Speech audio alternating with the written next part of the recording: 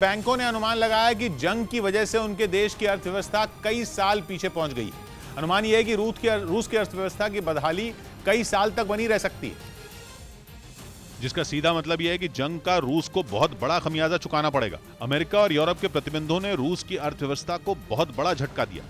रूस के भी कई उद्योग धंधे चौपट हो गए। रूस में बड़े पैमाने पर निवेश करने वाली अमेरिका और यूरोप की कंपनियां भी कारोबार समेट कर निकल गईं। सबसे बड़ा झटका तो रूस के बैंकों को लगा, जिन्हें अंतर्राष्ट्रीय बैंकिंग सिस्टम से ही बाहर कर दिया गया। दावा यह है कि रूस अब इन झटकों से उबरने के लिए ऐसे कदम उठा रहा है जिनका असर दिखने में लंबा वक्त लगेगा, लेकिन तब तक रूस की अर्थव्यवस्था का बुरा दौर चलता रहेगा। इस साल रूस की अर्थव्यवस्था को बहुत झटका लगने का अनुमान है और माना जा रहा है कि रूस की लुढ़कती हुई अर्थव्यवस्था को पटरी पर लाने में 4 साल लग सकते हैं, क्योंकि रूस के बैंक भी ये मानकर चल रहे हैं कि इस साल रूस की जीडीपी बढ़ने की बजाय कम होने जा रही है। अनुमान के मुताबिक इस साल रूस की जीडीपी करीब 6% तक। ये सैलून शॉप चलाकर ही साल में करोड़ों कमाते हैं। आपको कमाना है, इनसे सीखना है तो फ्रीडम ऐप को अभी डाउनलोड करो। गिरेगी, मतलब ये कि जीडीपी बढ़त दर -6% तक रह सकती है, इसलिए अगले साल भी गिरावट जारी रहने का अनुमान है।